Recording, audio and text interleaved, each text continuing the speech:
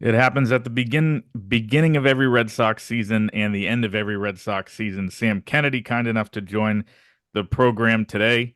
Sam, we know that you are busy getting going on the off-season to-do list, but we very much appreciate your time as always. And I want to start with this. Um, we obviously talked as a group on Monday. People have had time to kind of synthesize those quotes as the dust settled and everybody goes home. Just what is the feeling around Fenway as we sit here? Three missed postseasons in a row, five out of six, and when the dust settles, what does it feel like over there? Well, it's always disappointing, guys, when you're not playing in October.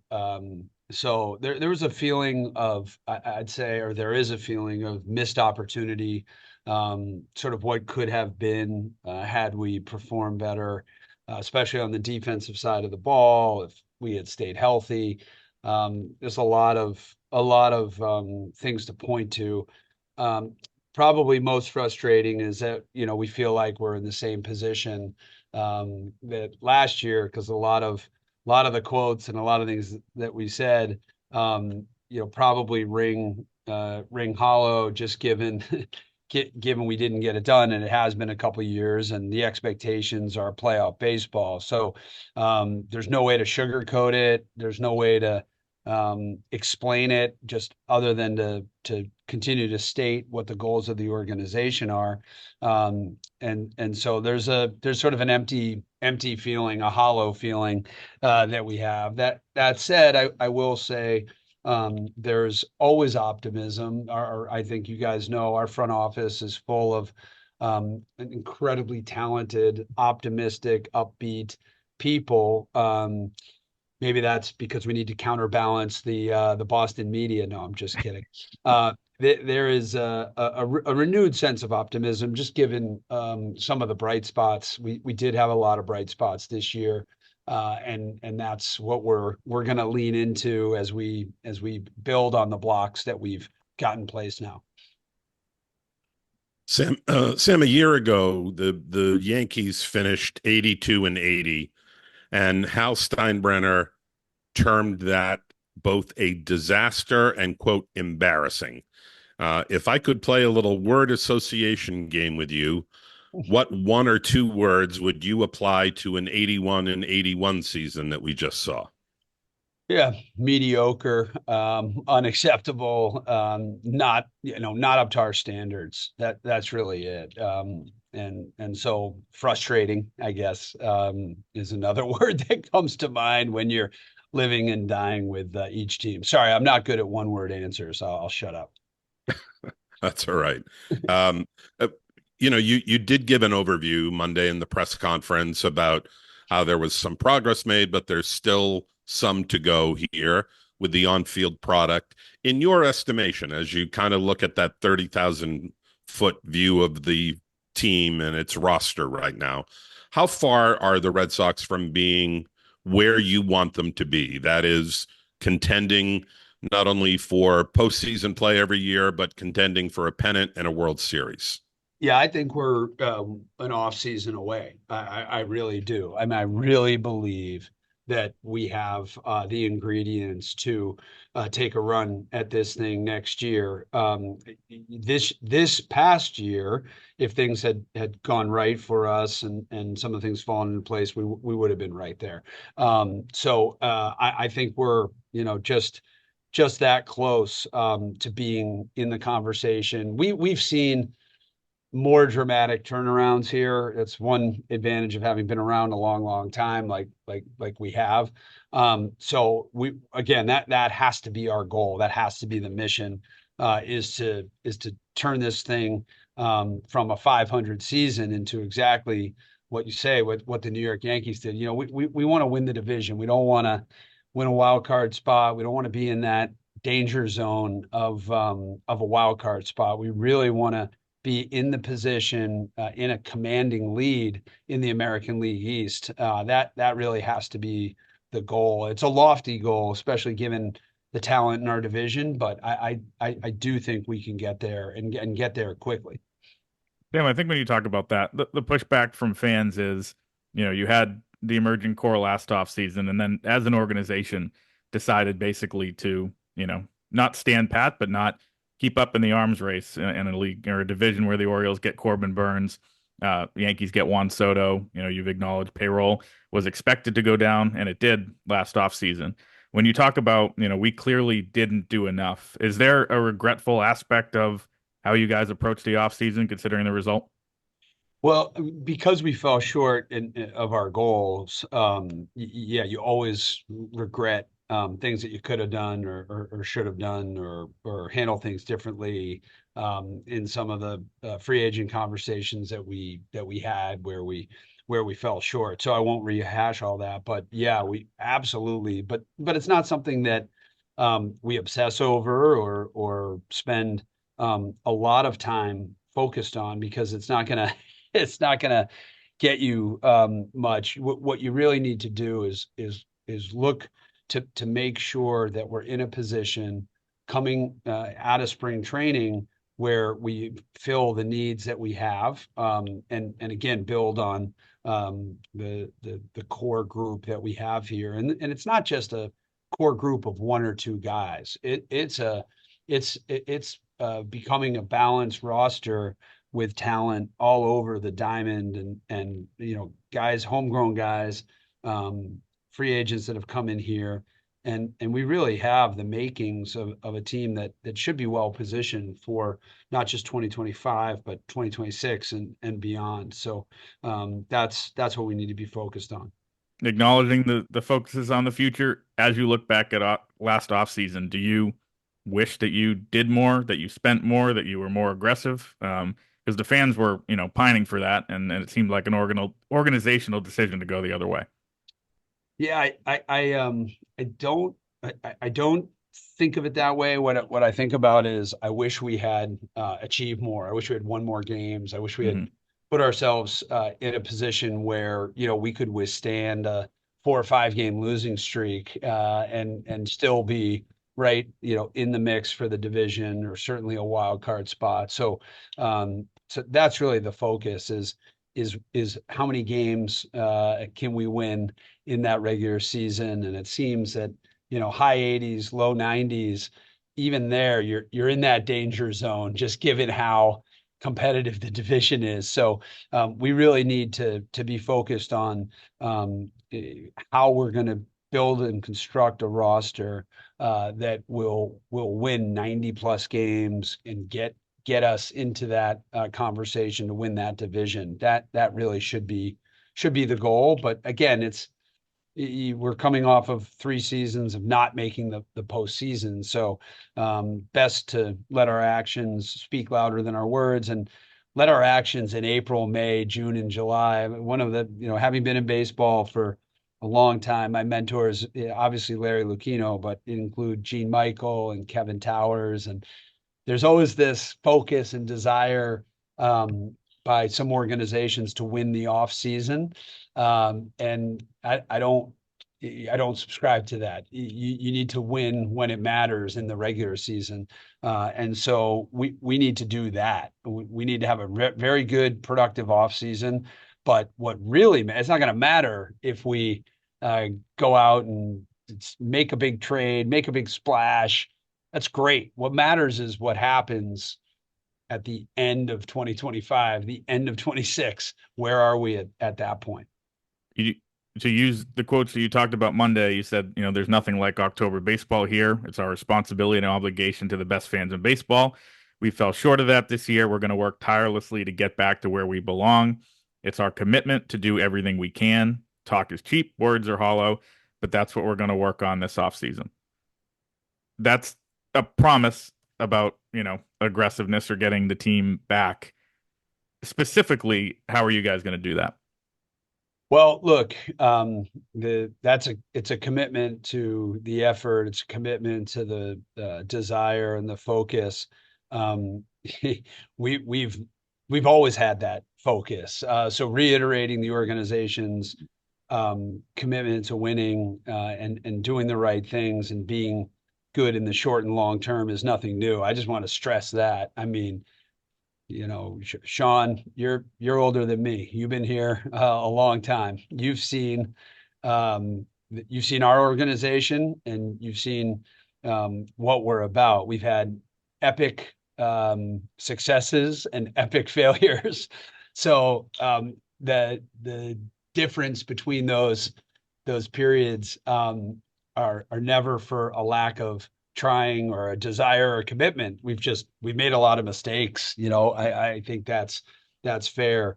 But the desire to win, the one thing, and I've talked a lot about this with members of the media, people in baseball, the one thing that really drives you, makes you upset is when people think that there isn't a passion, a burning urgency, a burning passion to win at all levels of our organization, and that's there. So specifically, look, we have three emerging starters in our rotation with Cutter and Brian and Tanner. I think those guys all made 30 starts.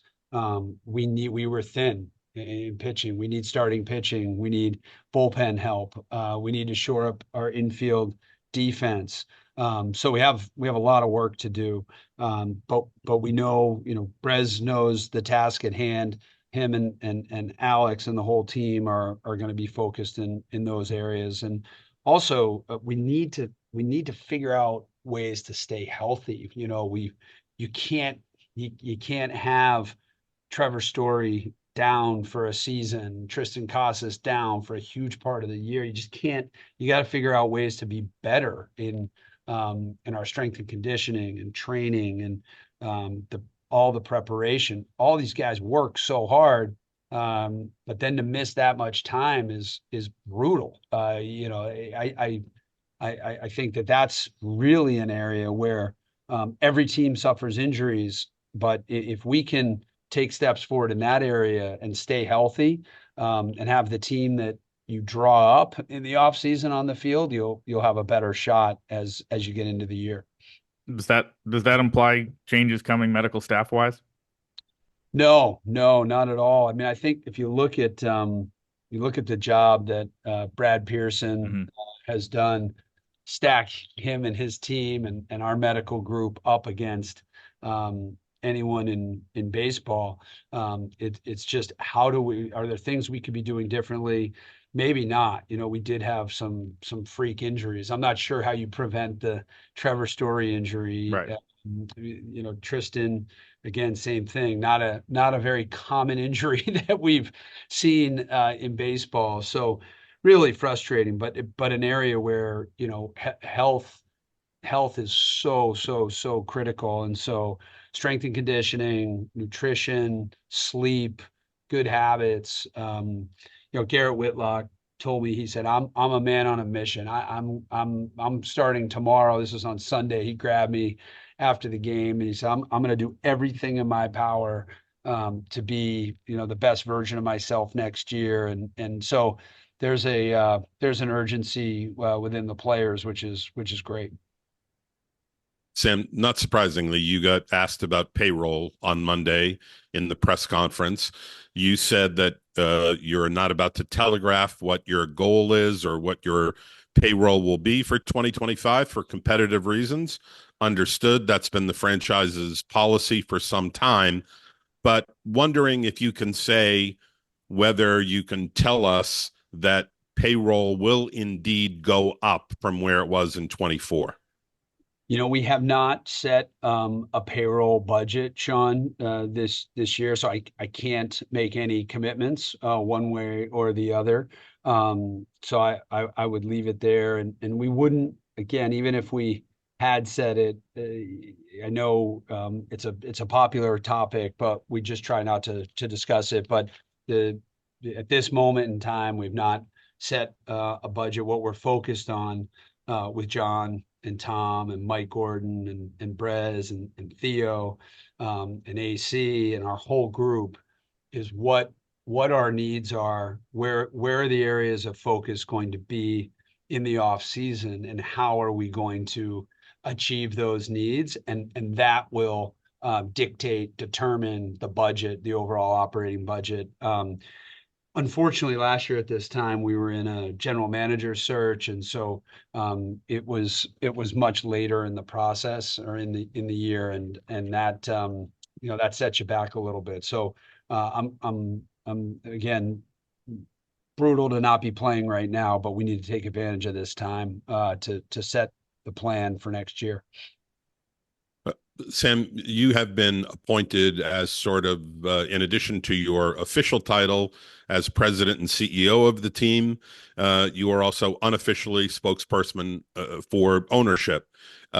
John does not meet with the media, hasn't for some time, but I'm wondering if you can share uh, what his thoughts are about where the team is now. I'm assuming that you've had some contact with him in recent days, or certainly in the last week or so as the season wound down.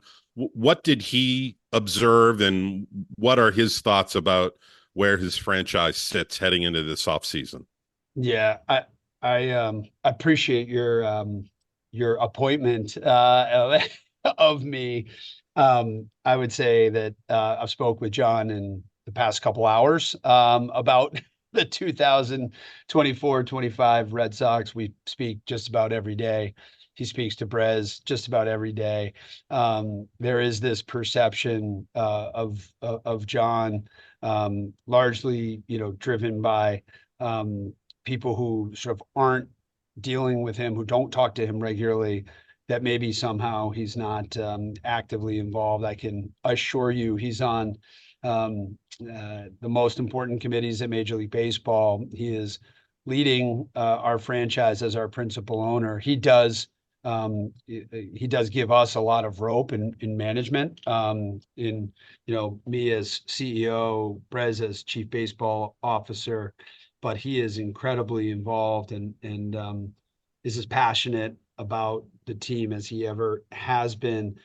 What we talked about literally today was this incredible set of building blocks that we have in place, and how, while disappointing 24 was, how exciting the baseball project is, how invested he is, I am, Mike Gordon is, Theo Epstein is into Craig Breslow and what he's building in terms of how he's building out his staff, his team, where he's prioritizing our spend and our investment. And so I would say John is, as I am, as our whole ownership group is optimistic about the future. Also frustrated about the last few years.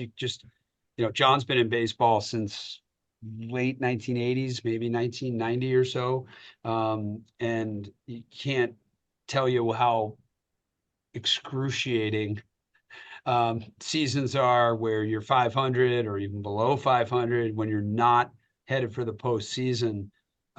It's painful, and John feels that as much as anyone. He can tell us that on the next edition of the Fenway Rundown podcast as well. The invitation's always on the table. All right. All right. I believe that episode will run shortly after Hell Freeze is over. Yeah, worth an effort. Sam, Well, it's so fun. It's so fun. I don't know why anyone wouldn't want to do it. It's not that hard. You should tell them. Yeah, I mean, for the record, it's I think from our perspective awkward having, you on that and you doing us a favor to ask really hard questions, but I do think that they are, what are on the fans' mind right now. Oh, absolutely. No, I believe me. I completely get that and agree. And look, we're here every night. We're at every game. We're at just about every spring training game. We know. I was on Sunday walking in, and I had a 10-15 minute actually lecture from right underneath the Sitco sign to my office from a fan who has been a season ticket holder since 1979, and he thanked me profusely for the first 5 minutes for the last 23 years, and then the remainder of the conversation, he was, "What the hell is wrong with you guys? What are you doing?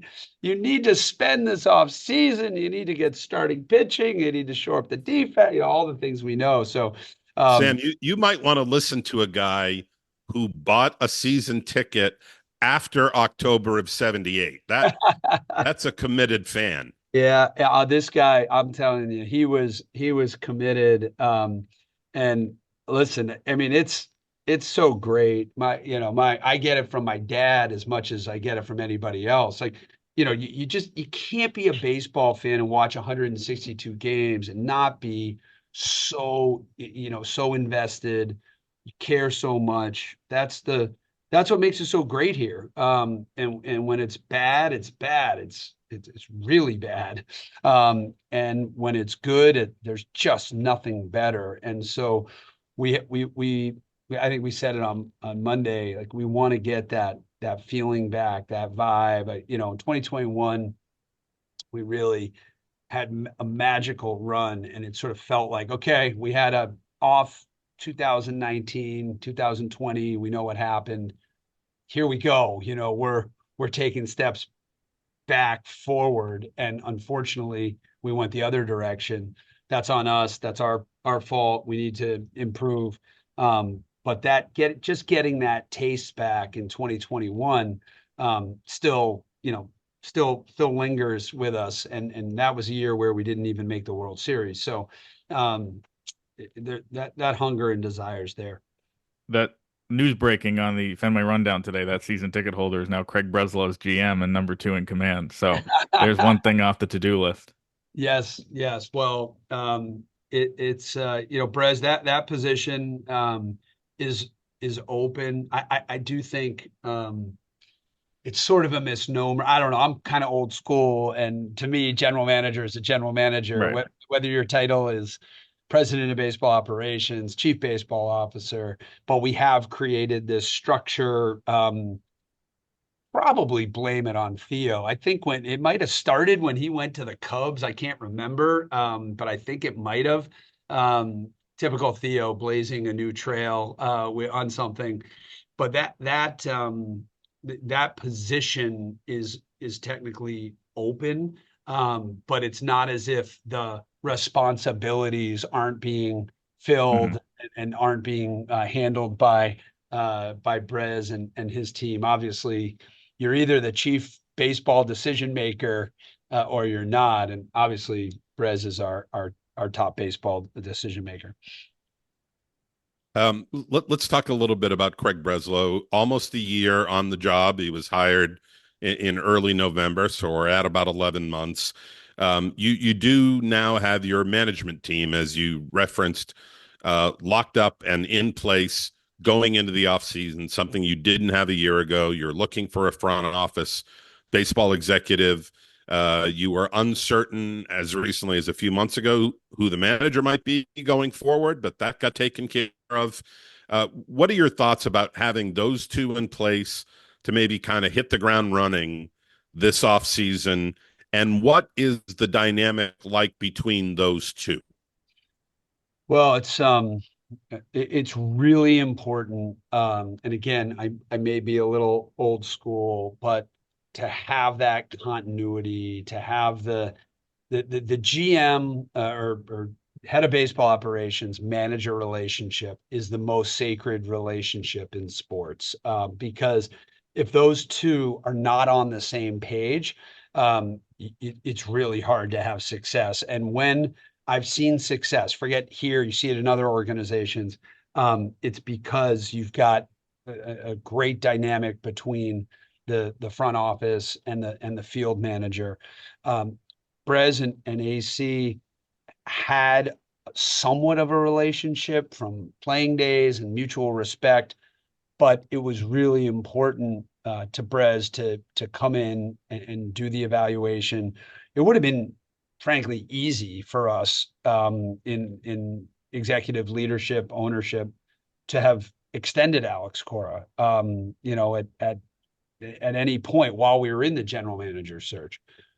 We were not going to do that. That is not. We did not think that was in the best interest of the organization. We wanted to ensure that our new head of baseball operations made that decision at the timetable that worked for him, and he kind of surprised all of us. Frankly, I think he surprised AC a little bit by taking it up when he did.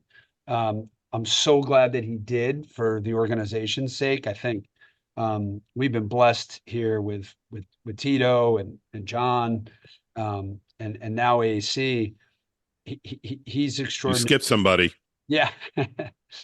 I listen. Troop and I can tell you, Troop, for those of your listeners who don't know Troop is our incredible head of corporate partnerships. Bobby V was so good to us. We would have, corporate sponsors like sitting in the dugout right before the game would start, and Bobby V was telling them stories. Incredible baseball man, truly a legend. Obviously, didn't work out, but we've had great managers here, and AC is among the best. But that relationship's critical. Having Brez locked in long term, having AC locked in long term, it's important for stability. The only thing more important to the success of a baseball organization is stability and ownership, and having an ownership that's committed, who wants to win and be active in the community. So we've got stability in ownership. We now have stability in baseball ops. We've got Theo on board as an investor, and as an advisor, and he's been incredible as a presence frankly, for me, and for Craig, and for John and Tom and Mike. There's just you cannot put a value on experience and someone who's been in that chair, and so it's a great relationship that Brez and Theo have. And I think that's helped our operations as well. But again, we're not where we want to be, but I do think it bodes well for the future. I'll end here with two softball questions, so that's what you'll remember when you hang up the call, and you'll be excited to come back for opening day when we do this again. Um, the first one, and I'm stealing it from Sean because it was his idea, but what can fans expect in terms of ballpark renovations, upgrades, differences between now and the beginning of 25? Well, we've largely turned our attention because we're not adding new seats or Hmm. new capacity, but the creature comforts of Fenway in the different amenity areas, whether it's the Green Monster, upgraded concessions, the right field roof, the new Aura Club, and so we're not going to be adding a new capacity. We are looking at some upgraded video boards and equipment, but largely the main improvements or changes over the next decade, I believe you will see, are in and around Fenway in the neighborhood. Obviously, our brand new 5,000 person MGM Music Hall that sits just behind the right field bleachers opened about 2 years ago, has really enhanced the neighborhood. And we have not broken ground on our Fenway Corners project yet, given the environment for real estate development. We're not there yet, but hopefully we're inching closer to that. And if you have a chance to look on the BPDA's website, you can see what Jersey Street is going to look like down the road, with retail, hotels, residential, and I just think this neighborhood is going to continue to be upgraded into 2025 and beyond, and hopefully, Chris, get us that All-Star game that you've been helping us campaign for. Hmm. I believe the phrase you're looking at is obsessing about, Sam. I'm with him. I thank God him and me both. Well, Hey, I've actually evolved on this because if the All-Star game's here, that's fewer Marriott nights and Marriott points on the ledger at the end of the year. So you can keep pushing it down the line if you want. hey, Maybe we'll have a Marriott in our development, Chris. There you go. Sam, you mentioned the MGM. I've heard rumors that there is a possibility of winter weekend being moved to Fenway. Is that accurate? If we change up winter weekend, we would change it up, and we wouldn't have sort of the winter weekend that fans have been accustomed to. We haven't made a final decision on that yet, but I would anticipate if we did something completely different. And so we're still in the works and discussing ideas. Sarah McKenna and Jonathan Galula are working on that, and we'll see what we can come up with if we don't do the winter weekend this year. And a That's couple another of quick potential Marriott night gone too. This is killing me. a couple of schedule things, Sam. There was a report about an exhibition game in Mexico before you open in Arlington. Is that accurate? And where do you guys stand on any further international play in the coming years? We're big believers in it. We always raise our hand. We wanted to go back to Japan. Other clubs have been selected, but we're big believers in international expansion, growth of the game. We raised our hands to go to the Dominican last spring. It was an awesome trip. Great celebration of baseball in the Dominican. Great environment. We would be all in. Nothing to formally announce on the Mexico opportunity, but if presented,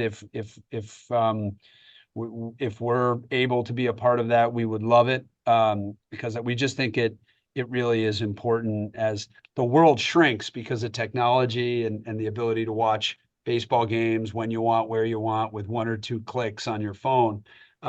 It's important that we're growing this game and growing our fan base to a much broader, more international audience. God knows we've got so many international stars, and so it's really important to do that, and we're big believers in it. This is a topic Sean won't ask about because he thinks it's juvenile. But talking to Adam Grossman last week, there are uniform changes coming. The Blues are gone. A new City Connect is coming. Any hints on what that's going to look like? And then just what's the rotation going to be in terms of when you wear the reds, when you wear the yellows, and all that?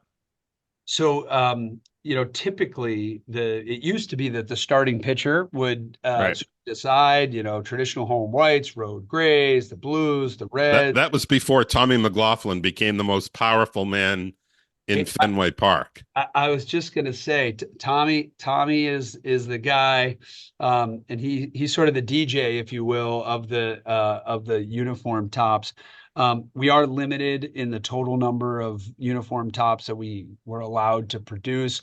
I cannot reveal the new Nike City Connect color, but I would, whatever it is, I would just say, give it a chance, because at first I remember the yellows were looked at with a lot of skepticism. I remind at least Sean and I, they're not for us necessarily. They're for that next generation of fans. And kudos to Major League Baseball for doing this, and Nike. It's been a really popular program. And I also saw the news that baseball is going to have the regular uniforms in the All-Star game, which I love. So going back to tradition from our youth, I remember my favorite thing was always trying to see Fred Lynn on the All-Star team wearing that Red Sox uniform. That just like is forever in my brain. So I'm really glad that we're going back to that. Okay. Well, we'll wrap it there. Sam, we do appreciate it very much and look forward to doing it again end of spring training, opening day for our biannual tradition here on the Fenway Rundown. Look forward to it, guys. And I will not make any win total predictions preseason. I got myself in trouble, Chris, doing that with you several years ago. So I'm already preparing. All right. Sounds good. Thanks, Sam. Appreciate it. Guys.